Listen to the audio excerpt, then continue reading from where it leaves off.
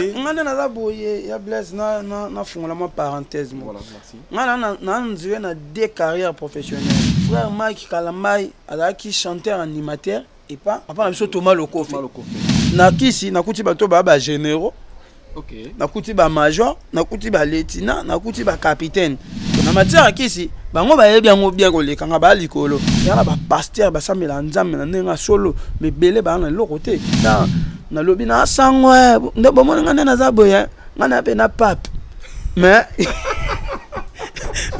au moins quand on a na pape bongo na ba GP na mipanzi ba nini ba kuto ba nini mais ngana bomaka bato de so moni ngana nzela kima tamala mama nyosa ya malamu na mape le meme mikilo estomalo ngali nyoso misuni na ndunda le meme la ngobelingo.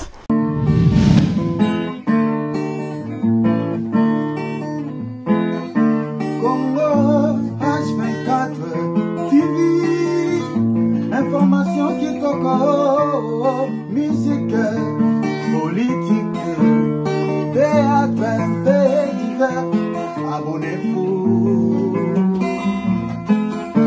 Congo H24 TV, information qui toque, théâtre, politique, musique.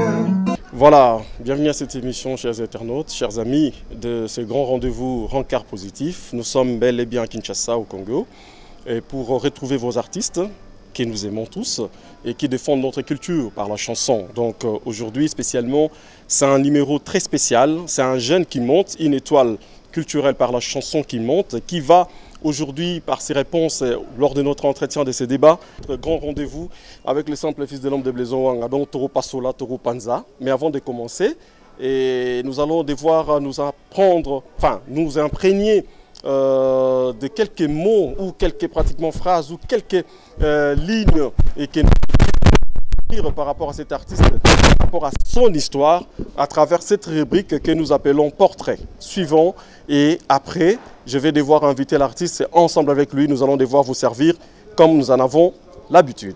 Suivant, Portrait. Hugues Maluta Makanda, dit Bunafile, est un jeune artiste musicien congolais né le 1er janvier d'une certaine année. Ce jeune artiste s'est fait connaître dans le groupe Via Nova, cher à une autre étoile de la musique du pays de Patrice Emery Lumumba, Fabregas, avec qui il va collaborer sur plusieurs albums. Avant de rejoindre celui qui s'est fait appeler le maestro, Bunafile a été chantre dans une église dans sa commune native de Kisenso et a offert ses services dans d'autres groupes. En 2019, il quitte Fabregas le maestro et met sur le marché du disque son tout premier album en solo intitulé Reculer des vents. Celui-ci contenait au moins 6 titres dont Compliqué, Vanité, Mon choix. Le dernier a été premier sur la chaîne Hit Kitoko pendant plusieurs semaines. Pour son prochain album, celui qui a été sacré révélation de l'année 2019 a sollicité l'accompagnement de celui qu'il appelle affectueusement grand-père. Il s'agit de Ngiama Makanda Werason. Le clip de l'un de leurs duos est déjà posté sur plusieurs plateformes musicales. Voilà, là nous venons de suivre les portraits de notre invité qui est votre invité, Bunafile, l'étoile montante, l'étoile qui s'est confirmée, s'affirme dans le monde, dans l'univers musical congolais, qui est à l'honneur pour vous, rien que pour vous. Nous nous sommes déplacés de l'Europe à Kinshasa pour nous entretenir avec cet artiste qui est le vôtre, qui est l'ambassadeur culturel de notre culture par la musique, qui va aujourd'hui nous étaler ses projets, nous ouvrir son cœur. Ensemble, découvrons cet artiste. Qu'est-ce qu'il a dans le cerveau, en dehors de sa voix que nous aimons tant. Bonjour Bunafile. Bonjour Blaise. Nana plaisir et belé. Parce que zana nazo sentir ou bazo sentir. Boni no santé avant na fongola na yo bien que na mono télémi tout vivre ba corona, tout vivre ba confinement. Heureusement pour toi, tout coutu tout kitoko santé kitoko nga na moni. Ba te belé ba otalo de partout, na États-Unis, na France, na partout bazo mona aussi ko na minute. Boni no santé. Ouais, santé ça bien en Hollande Zambie, Zambie ça les grâce malgré la pandémie, mais surtout là qui atteint en côté. Et voilà. Et puis tout le monde a atteint corona. Zambie ça la banque grâce, babika et puis on va perdre bande on a maladie, on a présenté on va chercher condoléances. Voilà. Mais puis surtout ça bien. Tout le portrait.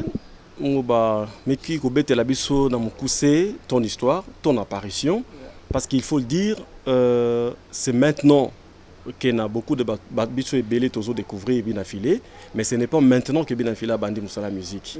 Est-ce qu'en passant, oyo bande ko équipe ya rencard positif et émission où tu ko talisa biso, betela biso non na Mozindo qui est Binafilé, auti wapi, abimi wapi Binafilé. Ouais, Binafilé. C'est un enfant de Kisensu d'abord, voilà. J'ai commencé ma musique à Kisensu. Natif à Kisensu. Et moi, maman Véro, papa Simon Makanda. Et à un moment, na beaucoup ami pe na lemba et pas tante nangai, na perdre père son âme, ma tante.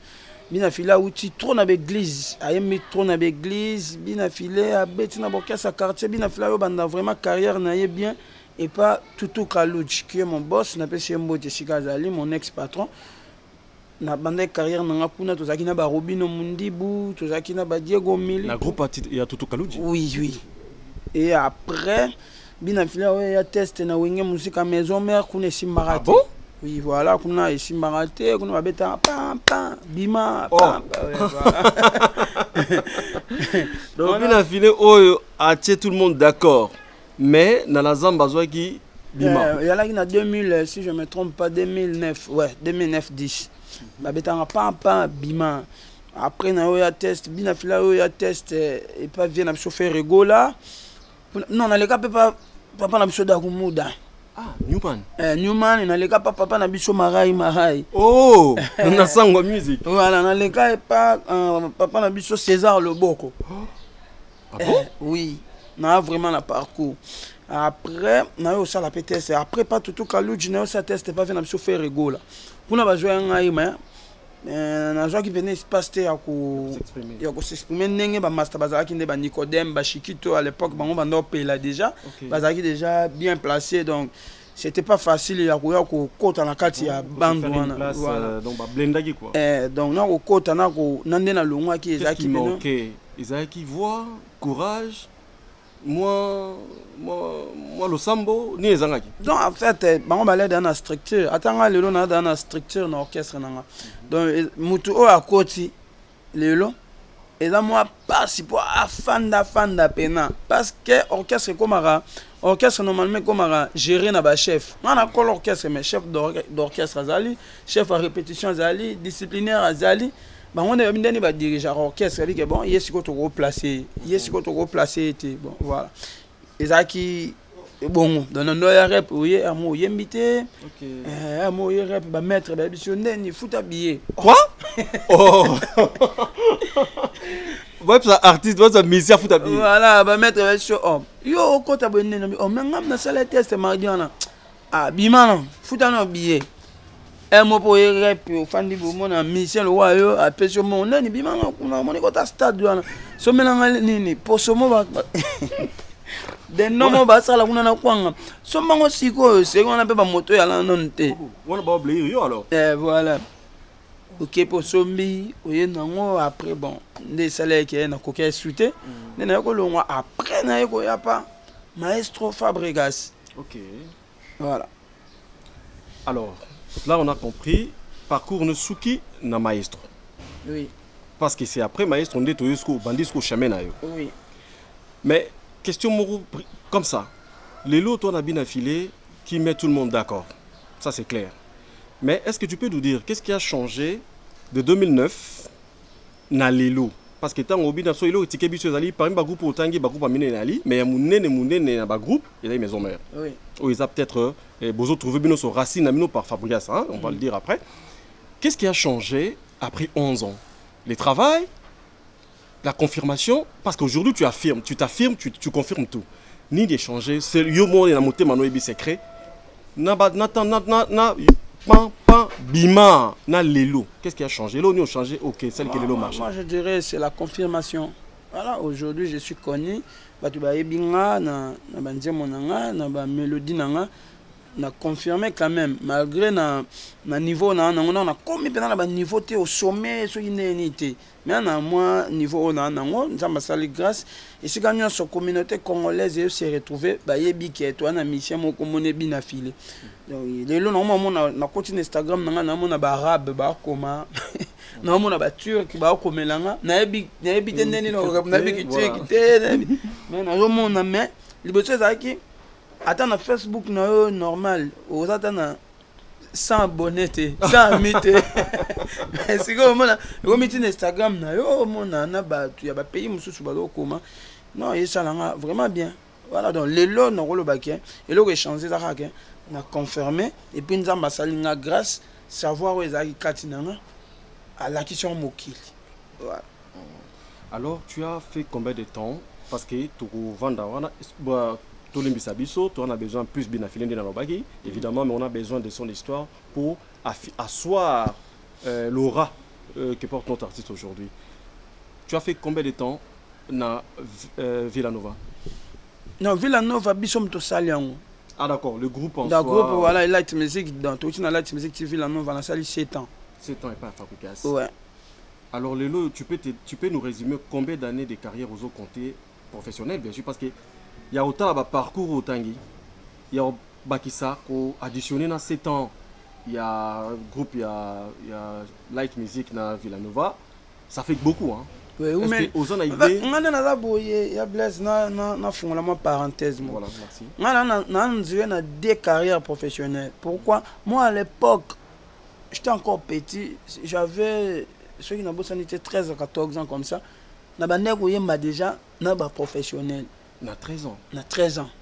Là qui na habité ce que vous ba Fena musique. Et ça qui a papa na biso Philippe Lubasu. Ah ouais. Philippe Lubasu, ouais, je vois. Ah bon? Voilà. À 13 ans. Na 13 ans. Ngai na voyage kana ba papa Matou Samuel, ba papa Denis Ngonde, ba papa Thomas Lokofe. Ah donc bandaki na ngambo. Voilà, à l'époque, frère Mike Kalamai, qui chanteur animateur et pas papa na Thomas Lokofe.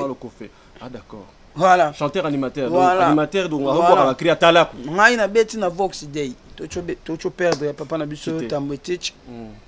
Voilà. Akufi na Charles Roy. Akufi na poto. Ngai na beti na Vox Day. Oh, na âge na 13 ans. Na yema skona ba papa Kabongo, ba papa Tich, ba papa Willy. Ngai na beti na Jevakin. Oh. Mais bien affilé. Bon sikoyo. On continue à nous point. Voilà, le bac. Alors on propose, Dieu dispose. Mais Dieu a vous disposé mon tour. Voilà, on a mon studio ndiaï. Oh, biso ba jeune le lot toujours kota. On a kota on a 1999. Na moi muke na manze mo mobima na album na biso to salara ya Vox Day. Producteur na biso alari papa Philippe Lubasu. Album asuka. Au Vox Day sala kanga na manze mbokuna. Nzembo mobimba. Voilà. Avant de continuer, la lola tokana la lola na lola donc ngai déjà na 99 2000 na comment interpréter Sœur Marie Misamu tanga misinze monnaie ya Seigneur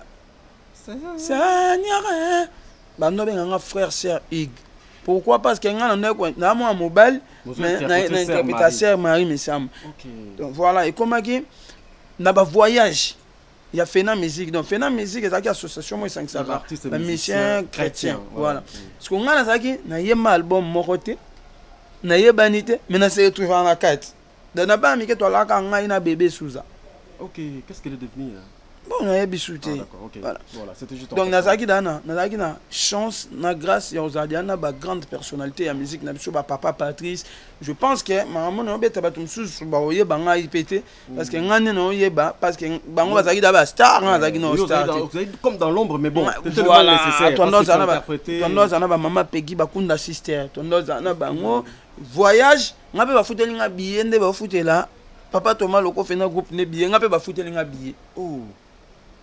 nazaki dans la carrière professionnelle malgré na sala na album te mais na bande ya ko na bateau voilà so na lobi na zo carrière na tuti lelo na banango depuis 99 wana ti lelo donc il faut na sala calcul na 21 ans voilà d'autant na ebisio na uta na Vox Day na sio mo kamwe non mais na kamwe parce que voilà.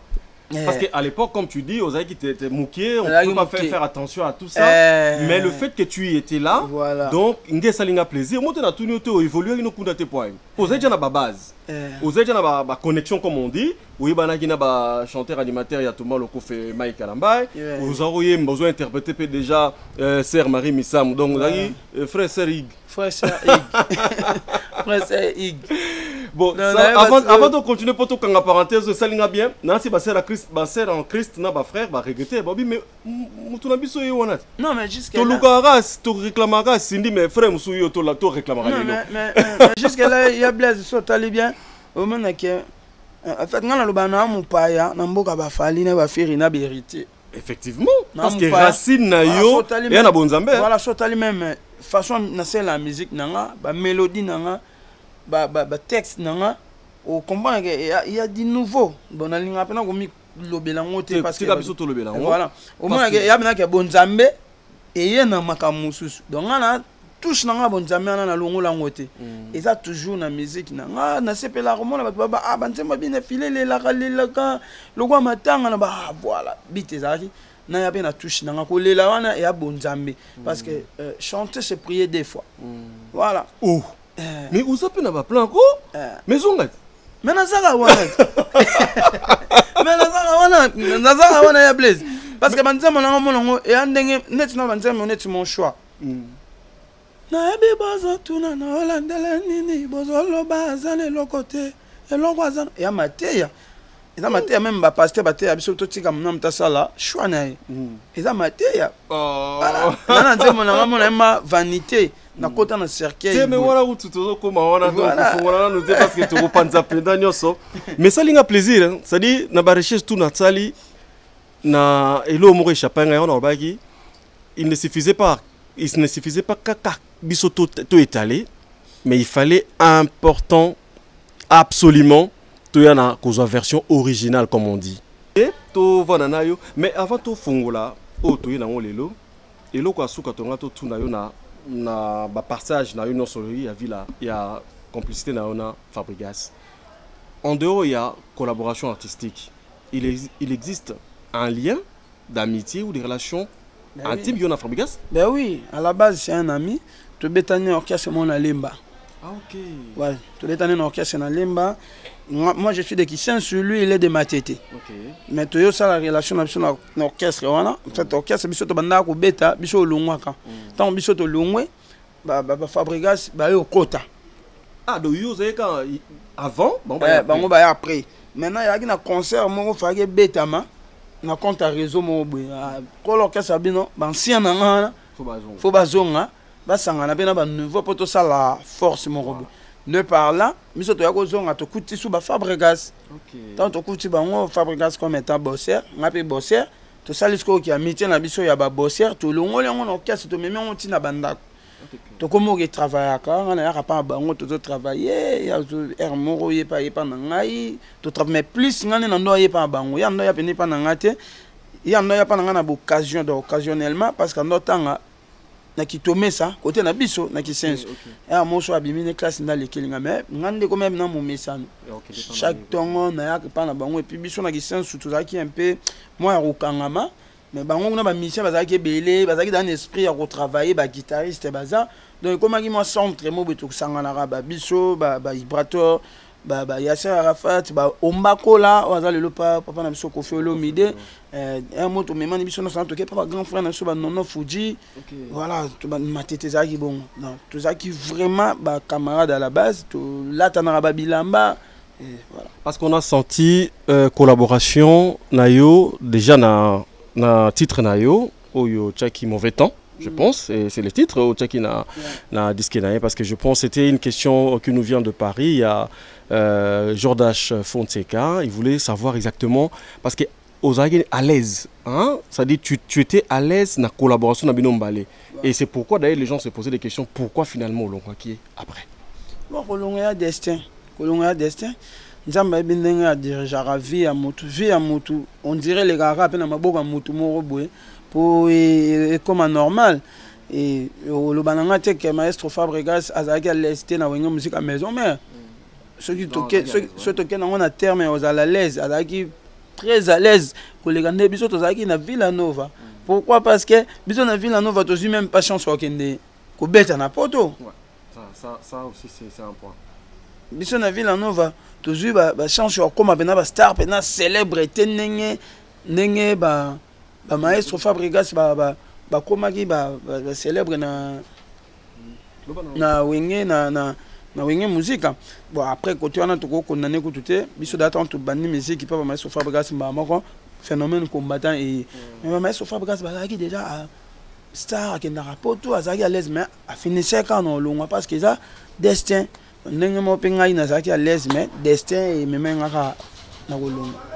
Donc, toutes nos questions rapidement parce que nous avons tant baramabela autour na yo to kenemo rapide toujours sauter pour juste dans l'essentiel. Les lots au quoi ils clairement aux alaki na parcours na yo aux alaki na ba ko sala pa ya bato. Les lots oyo ozo sala pa na yo moko. Charge. Quelle est la différence? Il y a ko sala évidemment charge za makasto yebi. Comment tu arrives à mettre sur tes épaules la charge? Il y a orchestre alors que apparemment des tout évoqué aux équipes à l'aise na et pas Fabregas. Quelle est la différence? Il y a l'elona ina ya lobby na. Ouais, biso to binza metolo ba ceux qui nzamba pesi vision appelle ça en provision. On nzamba rotindo jamais ke bunda bitumba sans que ça préparer. Il y a au préparer moko. Et voilà, donc ça destin nzamba sala toujours grâce na ye. Na makambo eza pasi ponanga atindelanga bato ba comme ça on facile. Monina, j'ai toute une équipe derrière moi. Bato baloba François mieux que nga. So na salle derrière ba korjanga. OK. Parce que na okumba déjà. Tu te laisses facilement corriger. Oui, mais oui. Parce que nous avons un problème. Mais oui, là notre somba cool la Rousse 2020. Ah d'accord. Voilà, non, félicitations. Merci, non. Parce que nous avons un esprit à quoi apprendre du jour au jour. Nous avons un secrétaire nangai oyo asala ba contrat nanga. On a tout nanga na ebeka ke contrat za rabapio mbongo yo zui aussi ni. Mais il y a quatre contrats na ayebi ke bachaka na malade, bachaka sauf imprévu. Bachaka maramwana tout bachaka ka so pesi biso concert mbongo jour eleki to beti tetango ya futa sous pénalité nga moment tout ne ba gangote. Donc côté musique nga pe na gérer na bi ke ba musicien bazana ba caprice na bango musicien ko ya retard lelo le bien avant musicien ko za la amelaki trop et ko pesi perturbation ya voix et ba biloko na tout wana na maîtrise nango to ça l'effort ya ko encadrer kaka la place on na ko kakate bato baza derrière nga. Là, on a SACEM. Maintenant, on a en France. Pourquoi? Parce que j'ai un manager qui vit en France, jusqu'à Armondia. C'est un beau TGC Boss. À côté, c'est na SACEM. Voilà, il y a un moment, net na biso en net tout mission congolais au monde aux Ara au comme affilé pendant c'est une grande chose. Mais le quoi toute une équipe, ça dit tu t'occupes de la musique, l'administration tu laisses aux administratifs. S'occuper. Côté avantage non peut monsieur Isaac hein. Au moins j'appelle moi au moins j'appelle moi là. Que kuna alaki oze la so bobeti concert oze lande ba peso. Mais est-ce que yo pas comme que lenya opesa que to beti ngave na futa lelo ngave na mo futa bato barmo dépend na yo bato ba dépendre pe na nga mo pe na mo lia pe na ko que ils ont débrouillé jour sur na bi dernièrement on a autour de Turquie na to beta concert na Turquie ba so melinga billet producteur so melinga billet ya business class na bi Fabregas ando que lenya na bi Fabregas ando que lenya tant que non beta so angol na concert na ngola na ba mission nga ba ngo ba genda nzela mutuka ngana genda na nzela avion ba so melinga pe susu billet ya business class ba mission ba kena mutuka na bi Fabregas ando que lenya biso pe tondo ke nzela mutuka ya ndo ke nzela avion bato ba yo ya mbena yo ko mo ke lenya so lenya sakala te ya bless cas, on peut s'habiller au secret, donc je pense Jal qui quitte à son terre, place Tozali, et Bambo Tratoto, c'est Penabiso Nyoso, Iget Ngo Mango Maïget, Maître Cyril Beya, Sanjarolga, ainsi que Nadine Nekola Kebolo, donc place Bozali, je pense pour Sepeli, bien affilé, et tout ça là est fort, tout ça là rende Truba, qui tout kanga kanga tout kenae, et ça là bien pour vous réclamer pas trop. Donc voilà, donc aux ongeliers, tout n'a pas banane. Nangwa okomelo banzembo. Côté on a apprécié d'abord Nzambe merci pour la grâce. Oh salanga au koma ba. Oui bi ko ba isenga Nzambe ulingi komba Nzambe tout pourtant ba mise ba bibo ba tabakisi. Bon après biso to peksa ba tout ba jije biso nde ba lingi hein. Notre chose à la base ngana pena mwana Nzambe ya solo. Ya lokutate ya blaze dans le belo moya capital. So yi ka pona kisi. Bina fila ça succès na mboko côté. So ki pona kisi. So ki pona kisi to bando classer ba to ba kisi. Nga ocho banda. Carrière à lobby. C'est que na kisi na kuti ba to ba généraux. OK. Na kuti ba major, na kuti ba lieutenant, na kuti ba capitaine.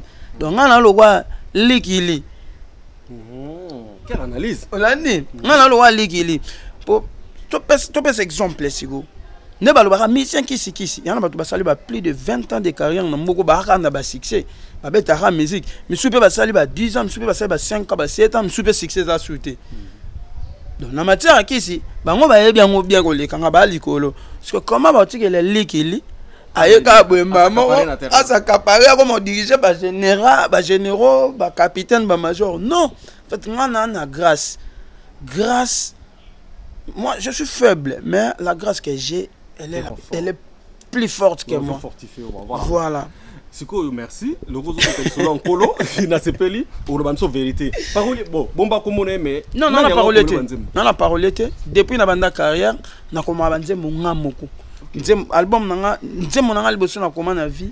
Ata moi na baba mauvais temps. Les qui nzem o fabrication tout alinga ngote. Abaka bina file nzem mo eta. Na niveau na trop terre à terre ici matin ça qui pèse en chance na mbara yango. Na la confiance nanga et puis si na longo na sali album nanga na koma banze monanga ngamoko jusqu'à là album nanga open na sali on a commis 20 chansons ngamoko à part des chansons ça na commis le roi 18 chansons des chansons ça na moko na joie qu'on pas camarade nanga Prince Jaizino donc toi notre travail biso no sona ba fabrigas na matete alors na nze monemo bo ya bien ndene ça ah mais en tout cas nze mono o na sepela nango na posa na joie parti mon anze monayo ya to kutana na libéré na to kutani na libéré na joué une partie wana ya nze moné na sangisi yango na kinga na nze mo msusu ya master mo gelor dordian azana lemba yekutu ayemba de nze mango ezo senga minde pela te pona yobe pausa na sepelaka na partie o na benga epe aya pa nanga esi na posa ya partie o ka ekota na nze mona na exploiter ngo ebisinga mutuluko ayo faire nzamba pambola kao parce qu'il y a un monde qui est juste une partie mais au Beninga en tout cas abina habité sur une rôle il faut ça la race parce que moi qui abino la boye wana ba relation na yo wadana makamna yo ko yemango pe atana fundi yo msu longa ngaka mais tala démarche ndo sali donc denze mwana na komiango ngai mais na juna deux parties ya ba master na côté ici parce que na c'est pas la mélodie na bango wana mais je pense que troisième album na nous a obligé ce qu'on a somba banzembo parce que na olingate na banda ko baluka na lo monotonie voilà monotonie qui m'a un peu monotonie voilà au crayon ba couleur mususu voilà donc nous a peine obligé na somba mais pour nangeza déjà grâce na bengo le wa bi marqué à l'extérieur compte doublé donc ngamono okoma ngamono na oyemba ngamoko esa na ça succès ngamono ça succès ça grâce par contre moi na mutu musu ba komeli ya komela mais avant tout évoluer merci bien affilé au ça peut bien mais avant tout continuer na ngaki au ça la somelo moi muke ya mauvais temps parce que on a des débits ba bébé ko boyanga na nute ko lelisanga na nute ko kimanga na nute bébé lelo bazo pusana pene po ba yo kike ngala pusani pene na yo lo mezangi nga pesio mokongo kaka bango bakoseka baolando po balelisa ngai bébé na linga kona bolingo teka ozala mote. Merci. Voilà, merci, je pense, et salut plaisir, Nabiso Stota Nabiso, partout, Bandeko Nyonso Bozali, Arnold Mwanzampoi, lettre A de Montréal, donc Bandeko Nyonso place Bozali, Nancy Tosepeli. Mais Tonga Toyeba, registre où Yozanango, Yako Lela Lela. Ou t'es ko flashangwa, la Bonzambe, Naya Nalma. C'est-à-dire, c'est suite à quoi? Il y a quelque chose, aux Aranamatanga Moko Namotema, et si la kate, to. Ou envisage et l'oko moko boye et les lisaka yoka parce que dans tes chansons quand bien on se retrouve c'est là ça fait fêter, ça fait la fête, mais tu as c'est là autour bimisangwa, tu as un secret qui pleure, tu as un cœur d'un côté qui pleure. Bon, je dirais ceci, au moins biso ba to koli trop na ba cité, tout le monde peut ba filmer belé, tout le monde peut m'embelé ya ya ba rolela ya batu ya ba passe mususu to moni na vie na ya ba biso na ya ba ndeko mususu omoni donc musicien chanteur alélara na loyembo déjà à la base ça style nanga na pona et puis caché on nzamba pesanga donc wana voix nanga ezaka loko elélara lelaka plus makamu mususu to mona pe na mokili yango wana et sala kena zana ba wana et puis na umeli trop na musique religieuse.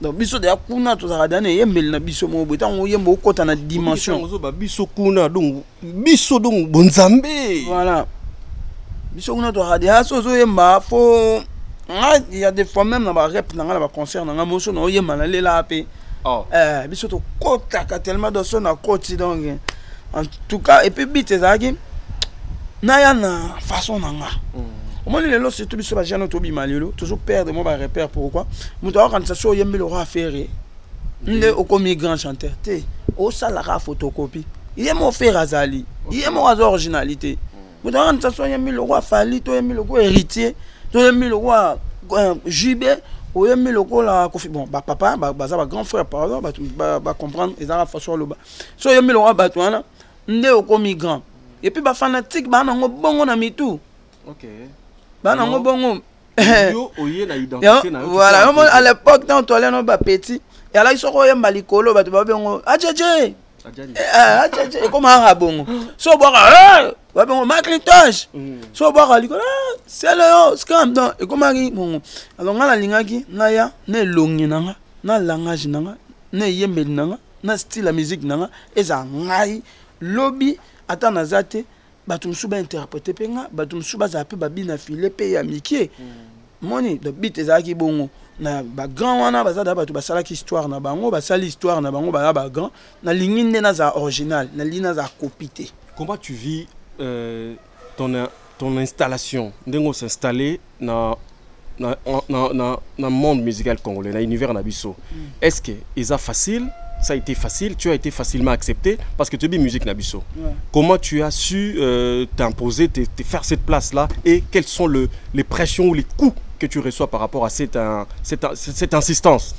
Déjà, na débutant dans le mois qui j'arrive pas si pas croire même batu nando liana bango même batu nando fan na bango misusu bandeko croire nanga te simbate mais c'est congolais pour un moment resali succès c'est le nina rosala puis batum so bando juger biso bongo pourquoi il a un chou batum so balongo avant yo basale loté mais un chou batwaka batona batcha bango de ba danger tout ça siko yo mutuku tuka donc on peut savoir tout faute exact donc batu ba croire nanga te ouais c'est servi dans l'histoire hein voilà qui avant yo batu bando croire nanga te il y avait aussi des fanatiques de Villanova qui m'insultaient dans les réseaux sociaux. Tu as les nerfs solides hein voilà. Parce que déjà pas pour finir mabongo déjà na ba parcours na yo bazo bengana yo ba bima ils aussi maté aux ba blé tout ça mais tu persistes aux autres voilà. Et puis, non mais là chapeau pour tes nerfs merci et puis on a la salle album là peut-être on a eu une histoire n'y sauté mais peut-être la seule personne où a mis album na Congo sans générique et puis à sali CDT album donc na salle album nanga na sala générique te na sala CDT na misa album nanga na chaîne nanga YouTube nanga auto sala chaîne nanga sika et là na un mois na là na 198 abonnés na ti album nanga kuna. OK Par contre, na ba début carrière ils a solingo bimisa faut luka bato bana ba bonné belé. Ou bien ya Blaise tchela na chaîne na yo. Ndombolino sala na tenga sala ngo kaka na album nanga. Na chaîne nanga avec 198 abonnés. Na te banzemo nanga ka kuna. Mais nzamba salinga grâce, ya on a ba grâce ndele ki makasi. Nzamba salinga grâce banzemo nanga koti tina ba province na ba bato ba habiter comment télécharger banzemo mais bato ba nango. Après bah coup on nozo joie pour l'instant nazaki na ba coup mususu na no joie ezaki ya avant succès na catch succès pe ba coup et matiti ba coup et matiti il y a d'autres personnes oyo baza wana ako se kiso pe boye mais na cessé a cho bambeli ça c'est pire au Congolais. Voilà et na ba tout mususu ba mona que discours no eza tellement bien eza clean ba olinga ba basalo ba jemo ya c'est pour ya au changer de discours pour ba taxio na ba tu ba baye yo ba tu ba mono impoli ba baye yo ba yo ka musique na yote et wana tout toujours supportant ngana mono wa za fouya succès parce que ceux qui na réussir ba tu ba rochanga ba melité. Voilà, moi hypocrisie est à moi trop na musique na musa na biso surtout biso ba musicien congolais moi hypocrisie est à moi trop nous sommes les capés na te va le bina filé mais quand on a sima ah ça le suba jemo boy dans ma trop on ni mate gayem ta ko sala bongo bita bateda tout ça les mabe a changé langage pour batuba inae parce que batuba bika poli et moi je dirais ceci mutuna mutu ana livre ya vie nae o nzamba pona o akomela déjà nazala impoli nazala respect nazala ingrat nazala ignorant nazala vrai so nzamba loba nazala grand nazala grand nzambe no ge jigenga tant on okufa mabe na ngana salaki parce qu'au jour d'aujourd'hui il y a ba pasteur ba samela nzambe na nenga solo mais belé ba na lo côté mais au moins nzamba va permettre ba fa quoi ba onginda. OK au moins maintenant fa quoi aboma batu pe ba yebi ke au criminel onginda bo biso moto ça na comme net biso ba musicien la plupart batu ba tchara biso ba la ya batu ma solo normalement ah oui bien tu dis bien ah wa beta chekula ah ça là mais toi jouango to liango muna pa kabelo 10000 akabelo 15000 mais au moins ba pasteur ça me la bana nzamba solo mais nzamba linga ke manan de ningo loba ba to mokili ba juger ba tout jugement sur les apa nzambe to yo ça là tout pour ngana changer langage ba tout ba yinanga mais ce nzamba lobaka na ozaka élevé na ozaka na succès nzambe no ke jigenga tant no kufa ou to succès na nge si la mkonzamba au finasko bouton na temps siko bina filé ya soutane hote et comme temps ya mutu mususu après l'homme sous na remarqué ya Blaise ba to ba se pela mingi na parti o eza hypocrisie ya biso ba congolais ke ba to ba franc moni so lobby vérité ah ba mi ça bazala kabo ando linga za succès pas comme aboye bango balingate bato baza afri bato bamo sepela tozala na biso ba hypocrite donc ya na lobi na sango nde bomoni nga nde naza boye nga na pe na pape mais au moins quand on a na pape bongo na ba GP na na mipanzi banini ba kuto banini mais bato banini na loba na bozo ba réflexion mais bato balinga na loba bongo mais par contre so na lobi na nde naza boye ngana bomaka bato de so moni ngana nzela kima moni ke voix face na ngai ngana no sauver bato musu ba ke bina fila lobaki abomaka do yenzela ne tokima voilà tozo continuer na biso tozo kenda to fongo la rubrique na biso pour abana na ngambo mosusu leo na ngambo mosusu et puis ainsi ça zane mopaya na rubrique tant otala monde musical to cho siko to la cho to j'ai géré hein na ba rubrique na biso to baki podium c'est-à-dire Tocho géré, Tocho liboso podium, il y a marche à podium. Des musiques nationales congolaises étant morlaka, to bandi na podium inchangé autour de tous les temps. Selon you, qui sont les 3 meilleurs artistes et musiciens congolais de tous les temps selon you? Maselapso 3 na podium. Aïe, faut en aller là-bas. Ça rubrique. Les rubriques donc yo géré na minute podium mais ali bosso na yo sont les 3 meilleurs artistes et musiciens de tous les temps selon yo. Papa Luambo number 1, Papa Taboulay number 2, Papa Shimao Lutumba. Voilà, merci. Number 3. Donc tozui podium ya géré na biso bin affilé et toke siko na podium du moment. les 3 meilleurs artistes congolais du moment. Il y a un problème, mais c'est tout le monde qui passe par là. Hein. Donc, Bessabisosko, Yola Tito, Johanna a juré. Mathieu Labisso na podium, na ba marche, les 3 meilleurs du moment sont les habits affilés. Ou nous classé 1, 2, 3. Les 3 meilleurs du moment. Kofi Olomide. Numéro 1. Fali Poupa. Numéro 2. Innocent Balomé. Numéro 3. Voilà. Donc, on a podium du moment bien affilé à Zate. Bravo de me dire bravo.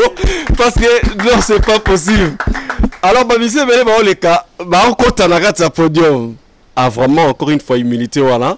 En tout cas, tout salut. Ça, humilité, c'est clair, c'est normal. Donc, il y a un côté à Papa Kofi Olomide. On a comment bien adaptateur. À s'adapter. Na vendre ce musique ya kana on mona to musique so bado akombana ke bana ba ye bado ba nini ba ino sa ba ye ba lalité ayo bana ba yo kakate bado da asali et puis surtout qui était Fali Poupa ces derniers temps depuis abandati lelo a toujours na top voilà ça là ba album mais là ba succès ça là ba grand frère Moussou Soupé on aime sous bimisi non album té ce qui va bimisi tant ça sous prochainement tant autour na on to ba master voilà tant là ta sous to so ba na tant au chabango il est le non innocent moto wa innocent surtout biso ba jeune belé innocent l'équipe biso personnellement ngai to un niveau mon innocenté en sa fierté ya mboka nga on sala na niveau nanga il est pas sala na niveau mais na niveau ne ada likolo ke ngai. Moi, je suis reconnu Moukié, na ba étranger Moukié pena. Mais il y a trop, surtout les Banamboka qui tout le monde a des fois à la nominer, tout le monde a des fois qui représentent Mboka. Donc faut mettre les choses comme elles est. Voilà. Et voilà. Merci Nabi Nafilé, Zaki ba rubrique il y a émission. Donc c'est quoi tozongi na yon de Trobaki sona kitina intervention lelo sans pour autant tout non explication de mon côté ba okalingangai titre moko compliqué. Explique-nous cette chanson. C'est quoi la démarche toyo kango to sepela mais tant on comment le but visé d'aginer ezaki koyo ki sabatu oh non bato ba yo kate et puis que éclaircir bato c'est nga pena posa nga zaka tant on a dans cet album nga ba na mama mo faire na yembate na mama mo o fali na yembate o ba mona ngo me ba kipa ngo te ba tika ngo mamu ba wera ba jibe ba mona me ba tika ka ngala joa ngo après beat na nga la album nga eza lokwa album a papa mso ready a miss yomoni na loba na petit ready nga ba nze mona nga penza eza na ba mutu so yo kon fatika la donc beat ezaki ko zo mamu ezaki le 40 kuku obimisa ngo na poisa voilà ya pe ba réalité ko l'accélérateur réalité mokili moni ba côté net côté na loba mutu mso kan tsaza pasteur nzoka ane payen si ko pona respecter inspiration na yo na pesio micro ou na pesio 2 minutes 19 secondes oyem osa epso a capella ya compliqué. Okay. Je te dirai pourquoi après.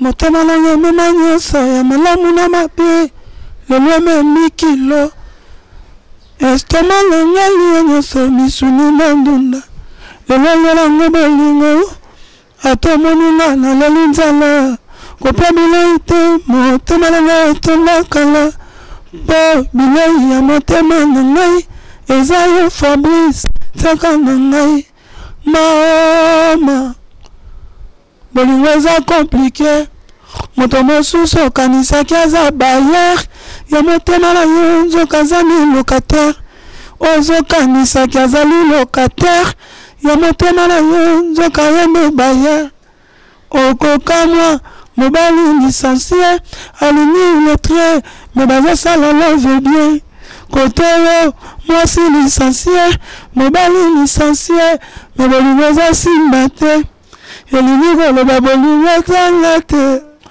ya deblosa na love etanga te moto mosusu okomona ye mokie boye okanisi aza inapte nzoka champion na bolingo ozomona ye bapake ebele mema ye na bolingo nzoka zali na elembele.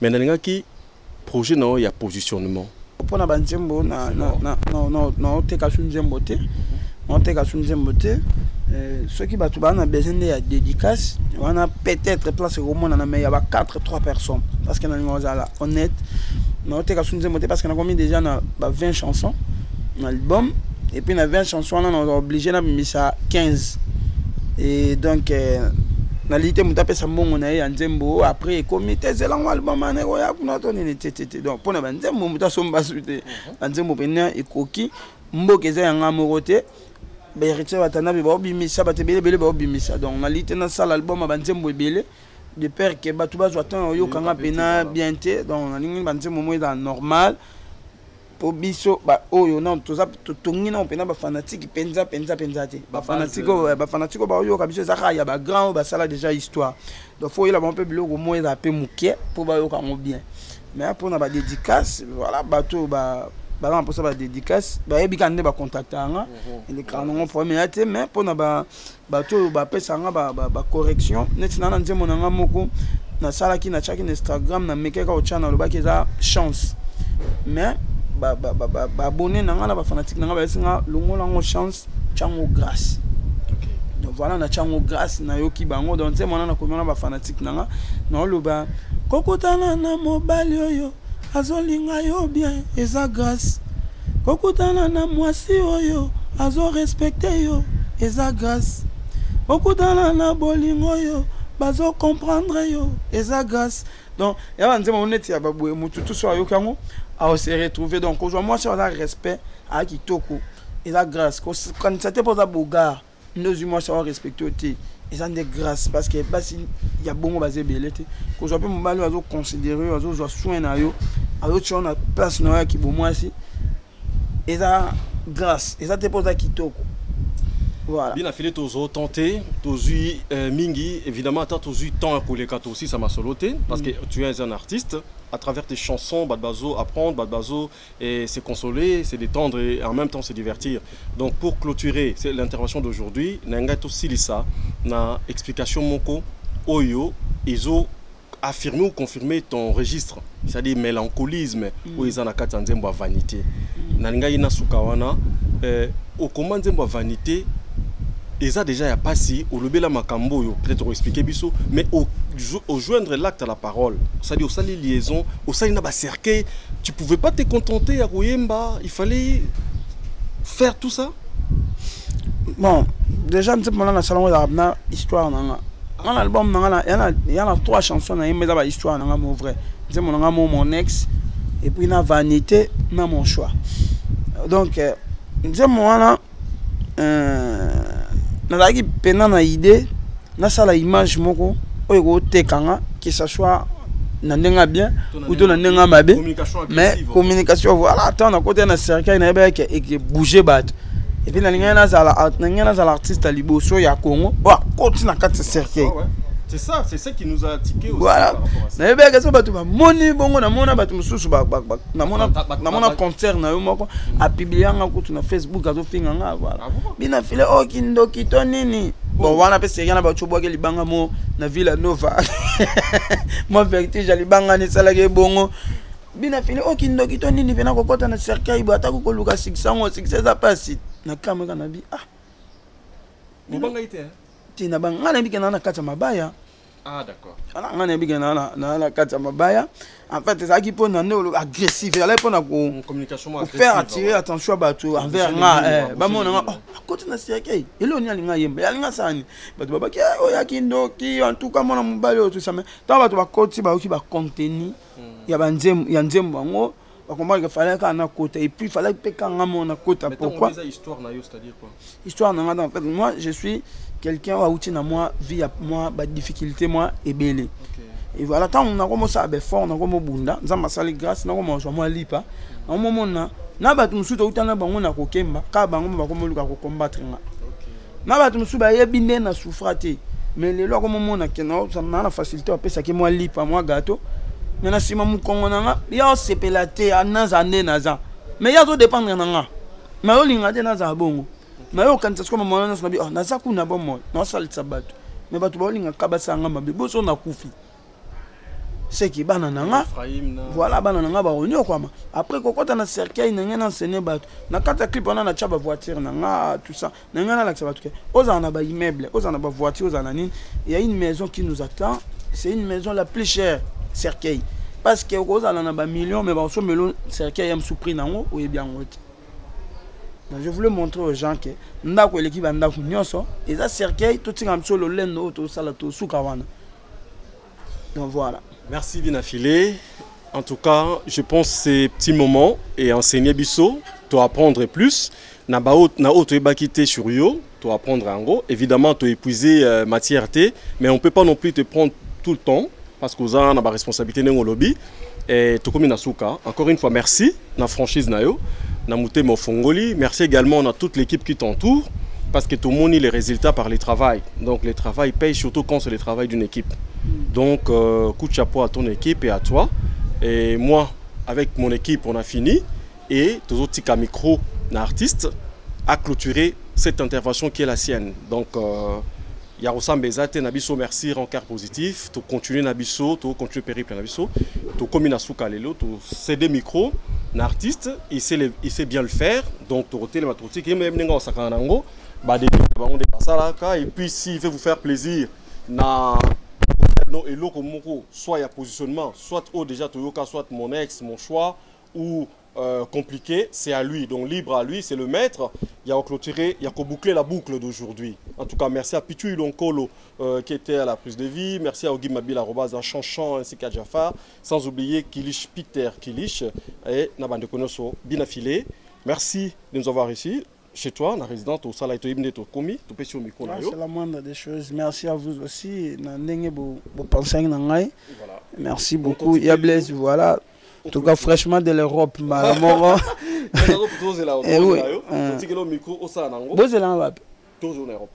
Ah non, il y a voilà. Ok. Merci na batunon sur batalingai. Merci na Napesi pambote na Divine Bosenge la chocolate. Voilà et puis Brenda.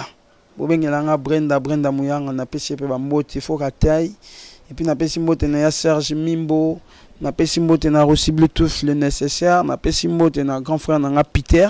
Ouais, artiste et comédien à groupe Lisboy, napesi mbote na bien comédien musicien à boire à mabanga fort. Et puis napesi mbote na artiste na charisme et puis na chef d'orchestre na Yannick Kumu et Pinela Motema Dropenzaou. Et puis merci na staff na à Paris, la grande famille ndenge bo contribuer na matanga ya tante na ngai ndenge na kufela tante. Merci na moni contribution na bino sali bien. Et puis ba fanatique na boze la positionnement et bimaka na ni o. Car ani o tozali bima na cheno datité. En tout cas nzamba pambola batunyo su batali ngai. Merci na boss de boss Guigui Palmi la Palmeret, boss Choisi Matata, le docteur des ignorants Eric Mandala et mon vieux Jojo Ngonda Imene, Thierry Bouda, Landry Chamundele na Belgique, maître arabe Bazé Belé, Béra de Prince des Amunda en direct de Paris, Batutu Balinganga et puis à Monica cette fois parfum Tungana Suisse, tonton héritier Minimbu. Ah non, Milo, c'est mon cœur. O tikinga wapie. O sunalinga wapie. Bobengelanga yamai. O tikinga wapie. O sunalinga wapie. Ah ngaye. Ah biswe. Ah ngaye. Merci.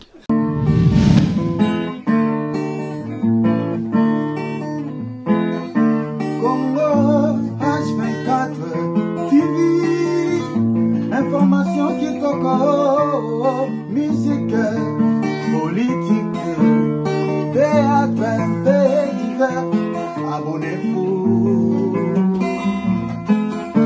Congo H24 TV, information qui toque, théâtre.